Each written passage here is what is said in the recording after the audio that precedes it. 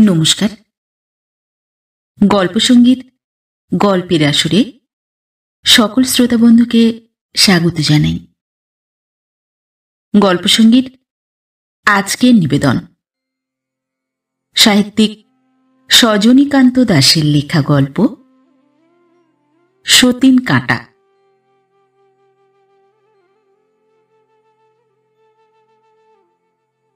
যে মৎস্যটি পলায়ন করে সেইটি যে আকারে বৃহত্তর, এইটাই লোকে মনে মনে স্বীকার করিয়া লয়। কাঁদিতে না বসিলেও হাত ছাড়া মাছটিকে লইয়া হা হুতাশ করিবার প্রলোভনটুকু কেহ ছাড়িতে পারে না। আমাদের নিকুঞ্জ বিহারীও তাহার প্রথম পক্ষের মৃত পত্নীকে স্মরণ করিয়া অন্তরে অন্তরে প্রচুর তুলনামূলক সমালোচনা করিত এবং প্রত্যেক ক্ষেত্রেই দ্বিতীয়া বিরজা সুন্দরী অপেক্ষা প্রথমা মালতীলতাকেই সে বেশি নম্বর দিয়া ফেলিত। কিন্তু ইহা তাহার অন্তরতম প্রদেশের গুহ্যতম সংবাদ। বাহিরে সে আদর্শ স্বামী বলিয়া নিজেকে জাহির করিতে ছাড়িত না। এতটুকু সন্দেহ করিবার কোনো কারণ কোনো দিন বিরজা সুন্দরীর ঘটে নাই। ঘটিলে নিরীহ নিকুঞ্জ বিহারীর দুর্দশার অন্ত থাকিত না। নিকুঞ্জ বিহারী এমন সন্তর্পণে চলিত যে বিশেষ অন্তরঙ্গ বন্ধু ব্যতীত অন্য কেহ বড় একটা তাহার প্রথম বিবাহের সন্ধান রাখিত না। বিবাহের ৩ বৎসরের মধ্যেই প্রথম পক্ষ হঠাৎ গত হইবার পর নিকুঞ্জ বিহারীর জীবন কেমন যেন এলোমেলো হইয়া যায়। স্ত্রীর মৃত্যুর সঙ্গে সঙ্গে সে আবিষ্কার করিয়া বসে যে পৃথিবীতে কিছুতেই আর তাহার কোনো প্রয়োজন নাই। শৌখিন বস্ত্রাদি, প্রসাধন সামগ্রী ও এমের পাঠ্যপুস্তকগুলি নিঃশেষে পরিচিত আত্মীয় বন্ধুদের মধ্যে বিলাইয়া দিয়া সে ঠনঠনের চটি পায়ে, রুক্ষ কেশে ও মলিন বেশে প্রত্যহ গড়ের মাঠে মনুমেন্টের তলায় গিয়া আকাশে তারা গুনিতে শুরু করে। নাওয়া খাওয়ার ঠিক নাই। পড়াশোনা তো অনেক আগেই ছাড়িয়া দিয়াছিল।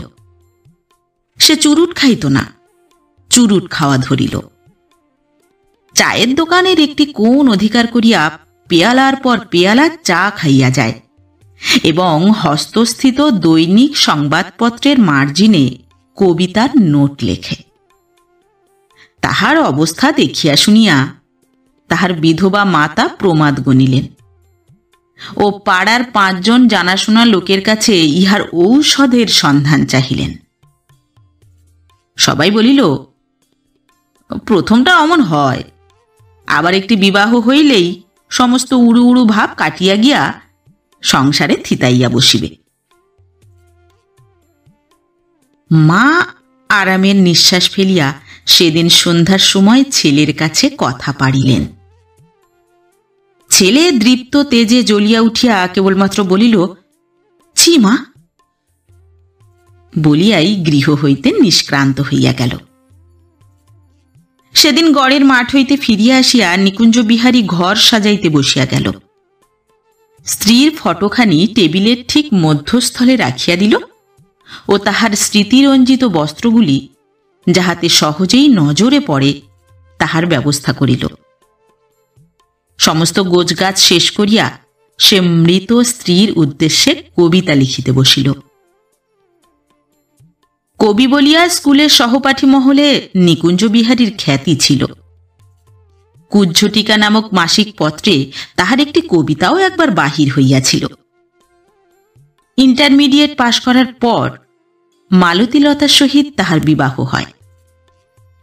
তখন হইতে সে কবিতা লেখা ছাড়িয়া পত্র লিখনে দক্ষতা লাভ করে। সে বলিত, কবিতার মতো ভালো চিঠিও সাহিত্যের অঙ্গ। স্বামী স্ত্রীতে মিলিয়া একটা ছিন্ন পত্র ছাপিবার মতলবও নাকি তাহার হইয়াছিল। চক্ষুলজ্জার খাতিরে ছাপাইতে পারে নাই।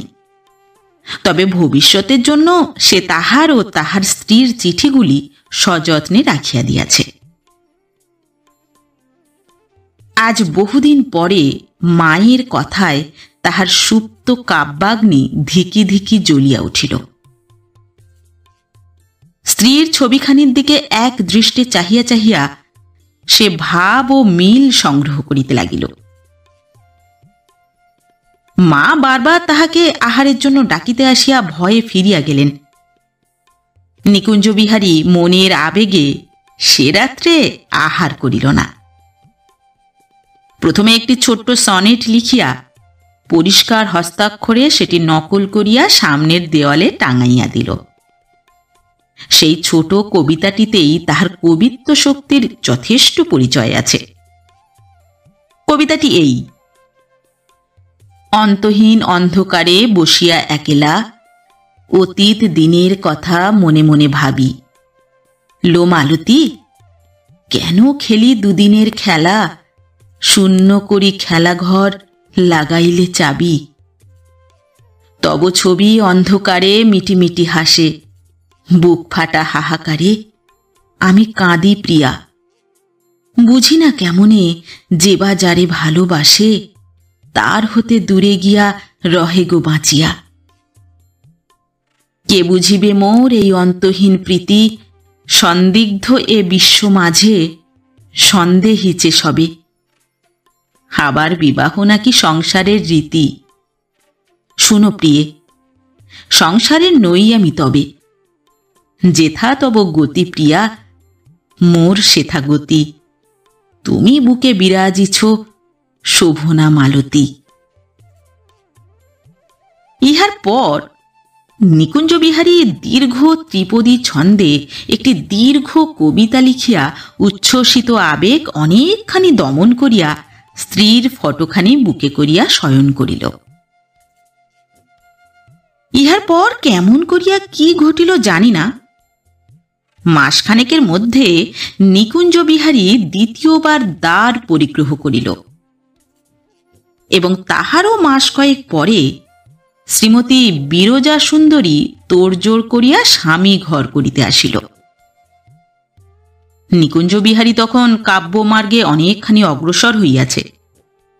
নিজের দ্বিতীয় পক্ষের বিবাহে কোনো বন্ধুর নাম দিয়া একটি সরস কবিতাও সে লিখিয়া ফেলিয়াছিল।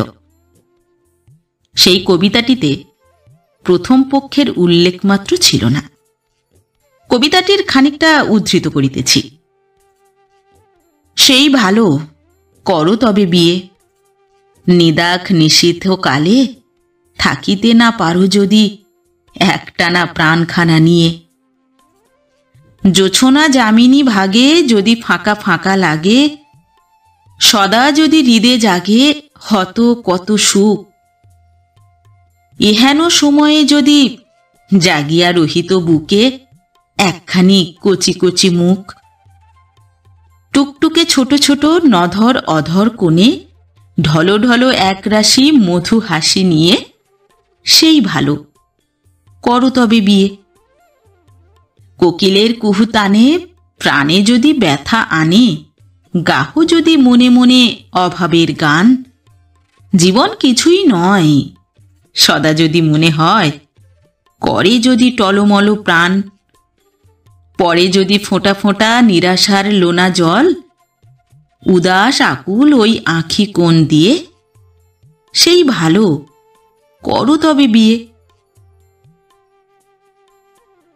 একটু অধিক বয়সে বিরজা সুন্দরীর বিবাহ হইয়াছিল।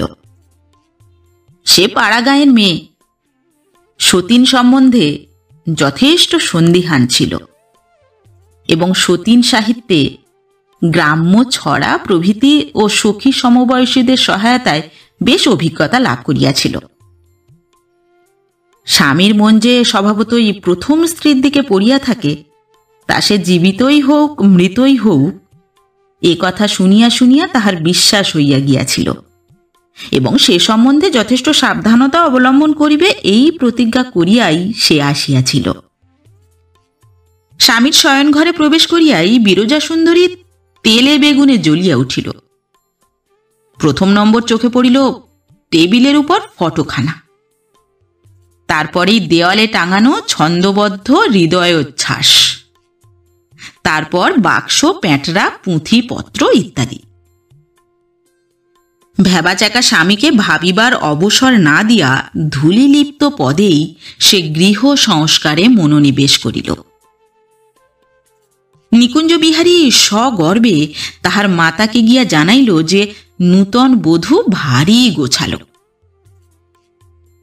ঘণ্টাখানেক পরে নিজের ঘরে ঢুকিয়া সে সত্য সত্যই অবাক হইল এবং তখন হইতেই বুঝিয়া লইল যে আর যাহাই করুক, দ্বিতীয় পক্ষের কাছে প্রথম পক্ষ সম্বন্ধে যথেষ্ট সাবধান হইয়া চলিতে হইবে। টেবিল স্থিত ফটোখানি অন্তর্হিত হইয়াছে। দেওয়ালে টাঙানো সনেটের টুকরাগুলি ধুলায় গড়াগড়ি যাইতেছে এবং প্রথম পক্ষের সযত্ন রক্ষিত বাক্স প্যাঁটরাগুলি খাটের নিচে আত্মগোপন করিয়াছে। নিকুঞ্জ বিহারীর বুক ধুক ধুক করিতে লাগিল। তাহার বাক্স খুলিয়া দেখে নাই তো? সেখানে যে তাহার অতি প্রিয় পত্রাবলী সযত্নে রক্ষিত ছিল। ফটো ও সনেটের যাহাই হোক, এই চিঠিগুলিকে সে সত্য সত্যই ভালোবাসিত। একবার ফাঁক পাইলেই সে এগুলিকে এমন করিয়া লুকাইয়া রাখিবে যে বিরজা সুন্দরী কিছুতেই ইহাদের কোনো সন্ধান পাইবে না। ঘর গোছানো শেষ করিয়া বধূ যখন স্নান আহার করিতে গেল, নিকুঞ্জ বিহারী তখন অতীব সন্তর্পণে আপনার বাক্স খুলিয়া প্রথমটা হতাশ হইয়া পড়িল। বাক্স যে খোলা হইয়াছে তাহার প্রমাণ পাওয়া যাইতেছে। চিঠিপত্রগুলির স্থানচ্যুতি ঘটিয়াছে, কিন্তু কিছুই খোয়া যায় নাই, কারণ খোয়া যাইবার মতো চিঠি সেগুলি ছিল না। নিকুঞ্জ বিহারীর সৌভাগ্য যে সে তাহার প্রথমা পত্নীর পত্রগুলি একটি খাতার মধ্যে আঠা দিয়া আঁটিয়া রাখিয়াছিল। বাম ধারে তাহার চিঠি ও ঠিক ডান ধারে মালতীলতার উত্তরগুলি আঁটিয়া সে একটি খাতা সাজাইয়া রাখিয়াছিল। অবসর সময়ে চিত্ত বিনোদনের জন্য সে প্রায়শই এই পত্রগুলি পাঠ করিত। খাতা দেখিয়া বিরজা সুন্দরী কিছুই সন্দেহ করে নাই। নিকুঞ্জ বিহারী তাড়াতাড়ি খাতাখানি সরাইয়া ফেলিল। দ্বিতীয় পক্ষের সহিত অল্প কয়েকদিনের ব্যবহারেই নিকুঞ্জ বিহারী বেশ বুঝিল যে বিরজা সুন্দরী পতিপরায়ণা হইলেও কোমল ও ক্ষমাশীল নহে। তাহার মন জোগাইয়া না চলিলে সে কুরুক্ষেত্র বাঁধাইতে জানে। স্বামীর ঘর করিতে আসার সপ্তাহখানেকের মধ্যে সে তাহার সতীনের সমস্ত পদচিহ্ন এমন নিঃশেষে গৃহ হইতে মুছিয়া ফেলিল যে নিকুঞ্জ বিহারীর মাতারই মাঝে মাঝে সন্দেহ হইত বুঝিবা বিরজাই তাহার প্রথমা পুত্রবধূ। পাড়াপড়শিরা তো মালতীর কথা বিস্তৃতই হইয়াছে। শাশুড়ি ও প্রতিবেশীদের দিক দিয়া বিরজা সুন্দরী নিষ্কণ্টক হইলেও স্বামীর সম্বন্ধে তাহার বরাবরই কেমন একটা সন্দেহ জাগিয়া থাকিত। প্রথম প্রথম সতীনের ধ্যানপরায়ণ স্বামীকে সে প্রায়ই ধরিয়া ফেলিয়া লাঞ্ছনা করিত। মৃতার উদ্দেশ্যেও মধুর বাক্য প্রয়োগ করা হইত না। নিকুঞ্জ বিহারী মর্মান্তিক পীড়িত হইত ও চুপ করিয়া থাকিয়া পত্নীর রোষানলে আহুতি প্রদান করিত। সে এখন ভুলিয়াও মালতীর নাম করে না। বিরজা সুন্দরী ক্রমশ স্বামীর অনন্য নিষ্ঠায় বিশ্বাস করিয়া ক্ষান্ত হইয়াছে, কিন্তু সেই গোপন পত্রগুলি রহিয়া গিয়াছে।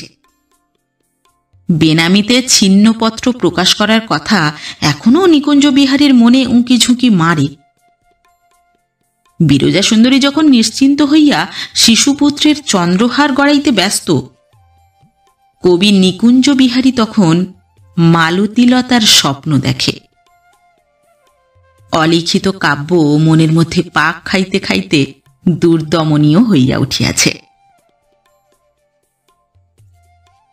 পুত্র কলত্র পরিবৃত নিকুঞ্জ বিহারী তাহার আদর্শ পত্নীহারা হইয়া এখন বাদল রজনীতে হাহাকার করে ও সুর করিয়া মেঘদূত পড়িতে বসে। বিরজা সুন্দরী সন্দেহ করিবার আর অবকাশ পায় না। তাহার অনেক কাজ।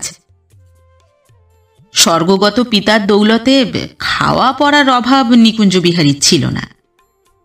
তবু অবসর যাপনের জন্য ও উপরি আয়ের আশায় একটা মার্চেন্ট অফিসে সে কাজ লইয়াছিল। একদিন সে তাহার অতি প্রিয় পত্রাবলীখানি সন্তর্পণে লুক্কায়িত স্থান হইতে বাহির করিয়া অফিসের দেরাজে চাবি বন্ধ করিয়া আসিল। শনিবার 2টার সময় অফিস বন্ধ হয়।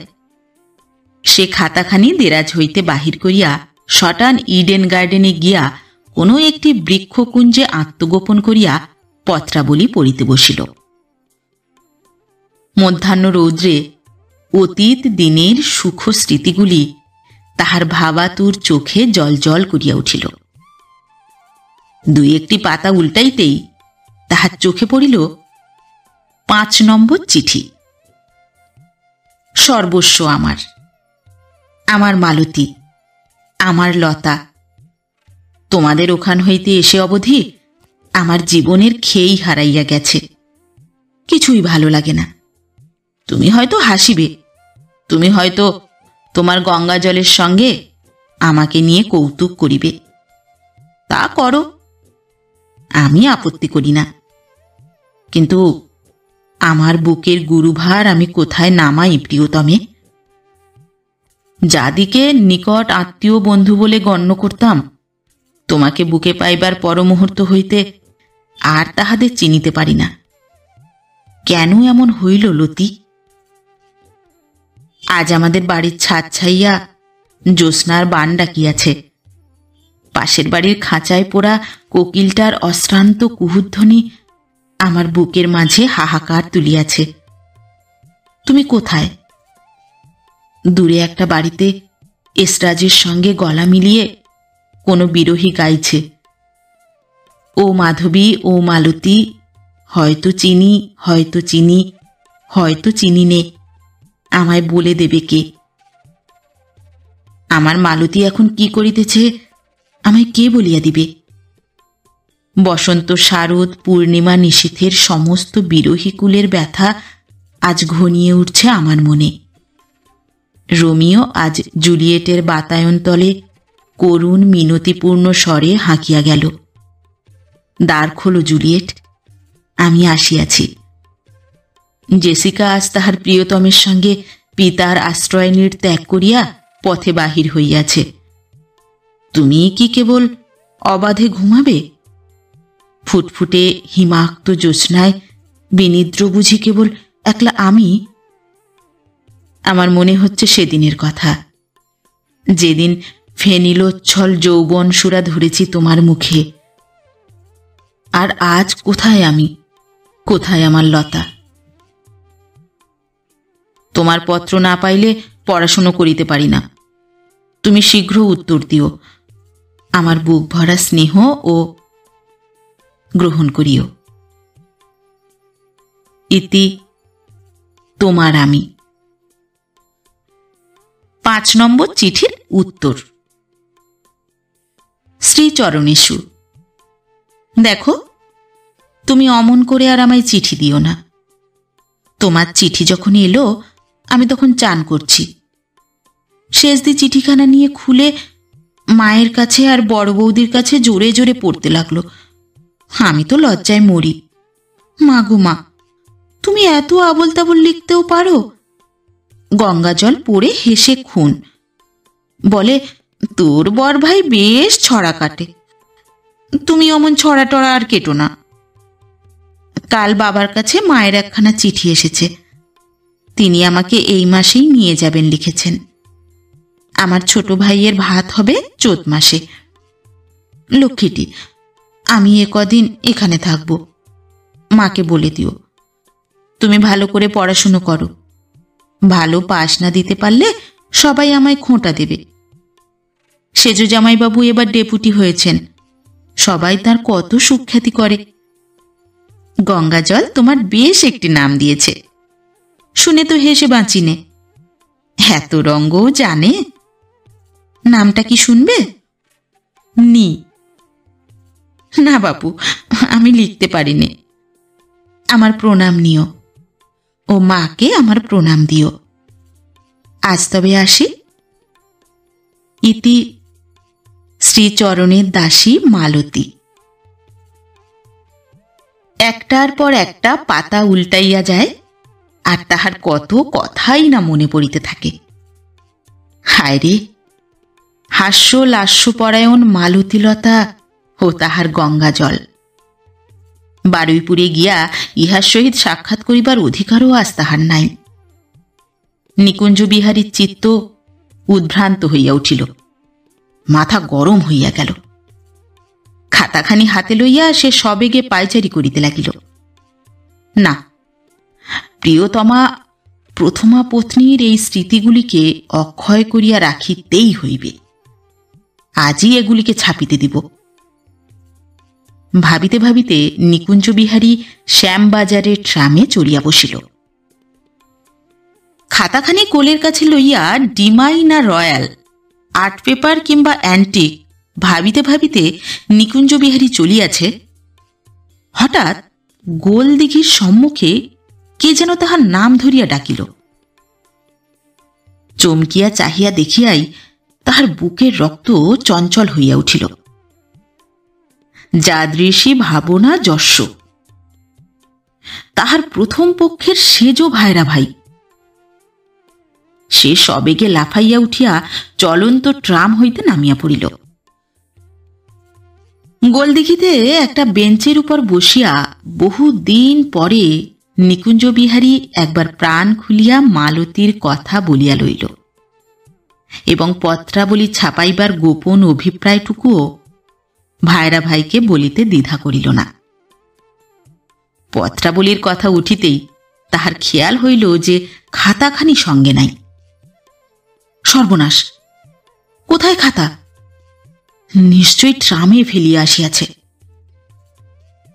বিহবল ভাইরা ভাইকে কিছু বুঝিবার অবসর না দিয়াই সে ফুটপাথে আসিয়া একটা ট্যাক্সিতে চড়িয়া বসিল এবং সোজা শ্যামবাজার ট্রাম ডিপো অভিমুখে ট্যাক্সি চালাইতে বলিল। কিন্তু কিছুতেই কিছু হইল না। খাতাখানি পাওয়া গেল না। ট্রামের নম্বর জানা ছিল না। তারপর অনেক ট্রাম আসিয়াছে, সন্ধান করিবার কোনো উপায় নাই। হায় রে, আজ কি কুক্ষণেই সে বাড়ির বাহির হইয়াছিল। কিন্তু খাতাখানি যে তাহাকে পাইতেই হইবে। অসুস্থ মন লইয়া নিকুঞ্জ বিহারী সেদিন বাড়ি ফিরিয়াই শয্যা আশ্রয় করিল। বিরজা সুন্দরী ব্যস্ত সমস্তভাবে কাছে আসিয়া প্রশ্নে প্রশ্নে তাহাকে ব্যতিব্যস্ত করিতে লাগিল। নিকুঞ্জ বিহারী বিরক্ত হইয়া বলিল, অফিসের একতারা দরকারি কাগজ সে ট্রামে ফেলিয়া আসিয়াছে, সেগুলি না পাইলে সর্বনাশ হইবে। বিরজা সুন্দরী তাচ্ছিল্য ভরে বলিয়া উঠিল, ও এই, আমি বলি মাথা টাথা ধরল বুঝি। তা এতে আর কি হয়েছে? খবরের কাগজে একটা লুটিস দিলেই কাগজ পাবে, তার আর কি। দাদার একবার। নিকুঞ্জ বিহারী লাফাইয়া উঠিল। ঠিক, খবরের কাগজে একটা বিজ্ঞাপন দিলেই তো হইবে, কিন্তু বাড়ির ঠিকানা দিলেই তো সর্বনাশ। অফিসের ঠিকানা দিতে হইবে। নিকুঞ্জ বিহারী অমৃতবাজার, ফরওয়ার্ড ও আনন্দবাজারে পুরস্কার ঘোষণা করিয়া বিজ্ঞাপন দিল। অফিসের ঠিকানা দিতে ভুলিল না। লিখিল, বিশেষ জরুরি কাগজপত্র। কাগজে বিজ্ঞাপন বাহির হইল। একদিন 2 দিন করিয়া 7 দিন চলিয়া গেল, কোনো উত্তর নাই। নিকুঞ্জ বিহারী সকাল সকাল অফিস যায়, দেরি করিয়া বাড়ি ফিরে, কিন্তু ফল কিছুই হইল না। পুরস্কারের লোভেও কেহ আসিল না। নিকুঞ্জ বিহারী হতাশ হইয়া পড়িল। তাহার মনে হইল, ও জিনিস কি কেহ হাতে পাইলে সহজে ছাড়িবে? হয়তো নিজের নামে ছাপাইয়া দিবে, তাহাকে কিনিয়া পড়িতে হইবে। ইহাকেই বলে গ্রহের ফের। বিরজা সুন্দরী স্বামীর দুঃখে বিচলিত হয় ও নানাভাবে তাহাকে সান্ত্বনা দেয়। বলিল, সাহেবকে একটু ধরাধরি করিলেই আর কোনো গোল হইবে না। সাহেব হইলেও মানুষ তো। কিন্তু নিকুঞ্জ বিহারীর মন ভাঙিয়া গেল। অফিসে ছুটি লইয়া মা ও স্ত্রীর কাছে কাজের অছিলা দেখাইয়া একদিন সে বারুইপুর চলিয়া গেল। প্রিয়তমা পত্নীর বাপের বাড়ির আবহাওয়ায় মনটা একটু চাঙ্গা হইয়া উঠিতে পারে। বিপদ যখন মানুষের আসে তখন একলা আসে না। মন সুস্থির করিতে নিকুঞ্জ বিহারী যেদিন বারুইপুর গেল, তাহার পরের দিনই তাহার গৃহে একটি লোকের আবির্ভাব হইল।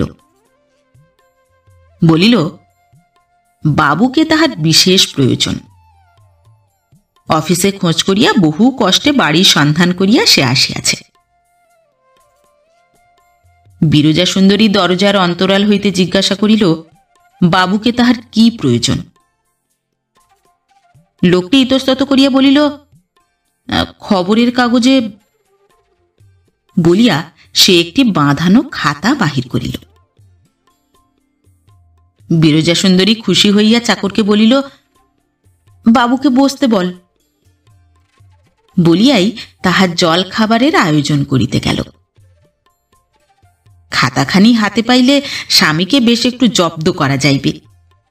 একটা কিছু আদায় করিয়া তবে সে খাতা দিবে, ইত্যাদি নানা চিন্তায় তাহার মন চঞ্চল হইয়া উঠিল। লোকটিকে যথাযোগ্য পুরস্কার দিয়া বিদায় করিয়া বিরজা সুন্দরী চাকরের হাত হইতে খাতাখানি লইয়া নিশ্চিন্ত হইল। রান্নাঘরে তাহার কাজ ছিল। খাতাখানি শোবার ঘরে রাখিয়া সে কাজ করিতে গেল।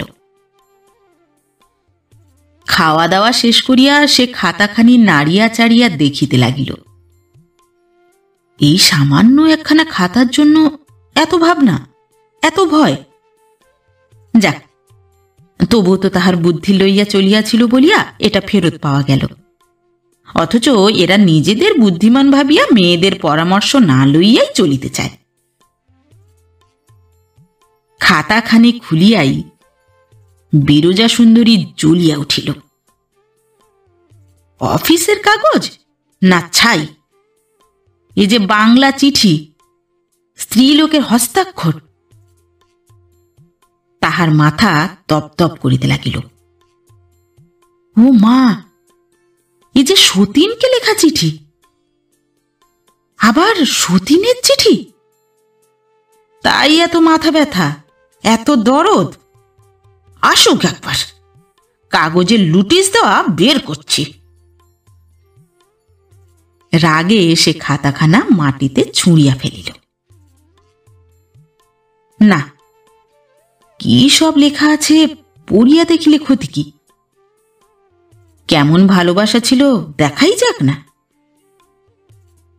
বিরজা সুন্দরী খাতাখানা পড়িতে লাগিল। এক জায়গায় চোখে পড়িল। কবি লিখেছেন, আমি তব মালঞ্চের হব মালাকর। প্রিয়তমে, আমি মালাকর হতে চাই না। আমি ফুল হয়ে তোমার হৃদয় লতিকায় বিকশিত হইতে চাই। তুমি আমার হৃদয় নিকুঞ্জে মালতী প্রসূন হইয়া ফুটিয়া থাকো। আর এক জায়গায়, কাল রাত্রে এক ভারী মজার স্বপ্ন দেখেছি। আমি আর গঙ্গাজল ঘাটে নাইতে গেছি, তুমি যেন নৌকো করে এলে। বিরজা সুন্দরী আর পড়িতে পারিল না। খাতাখানি কুটি কুটি করিয়া ছিঁড়িতে লাগিল। স্বামী আসিলে তাহার সাধের জিনিসগুলি উপহার দিতে হইবে। সেদিন রাত্রে নিকুঞ্জ বিহারী প্রথম পক্ষের শ্বশুরালয় হইতে অনেকখানি হালকা মন লইয়া ফিরিয়া আসিল। গঙ্গাজলের সহিত দেখা হইয়াছে। মালতীর নাম করিয়া সে কত কাঁদিয়াছে। শালীরা মাথার দিব্য দিয়া তাহাকে আবার যাইতে বলিয়াছে। বিরজা সুন্দরী তখন শয়ন ঘরে পান সাজিতেছিল। স্বামীকে দেখিয়াই সে উগ্রচণ্ডা মূর্তি ধরিয়া ওয়েস্ট পেপার বাস্কেটটি ঝপ করিয়া স্বামীর পায়ের কাছে নামাইয়া দিয়া বলিয়া উঠিল, এই নাও গো তোমার সরকারি কাগজপত্র, খোকা ছিঁড়ে ফেলেছে। তাহার সাধের খাতাখানির এই দুর্দশা দেখিয়া নিকুঞ্জ বিহারী বসিয়া পড়িল। কে ইহার এই অবস্থা করিয়াছে তাহার বুঝিতে বিলম্ব হইল না। হায় রে, ইহার চেয়ে খাতাখানি ফেরত না পাওয়াই যে ভালো ছিল। আর কেহ ছাপাইয়া দিলেও এগুলি টিকিয়া থাকিত তো। সে ফ্যাল ফ্যাল করিয়া একবার স্ত্রীর দিকে, একবার ছেঁড়া খাতাখানির দিকে চাহিতে লাগিল। একটি কথাও বলিতে পারিল না।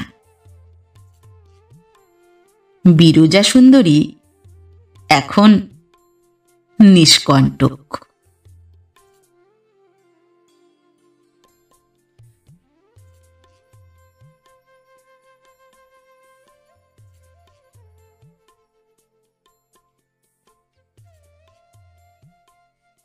নমস্কার।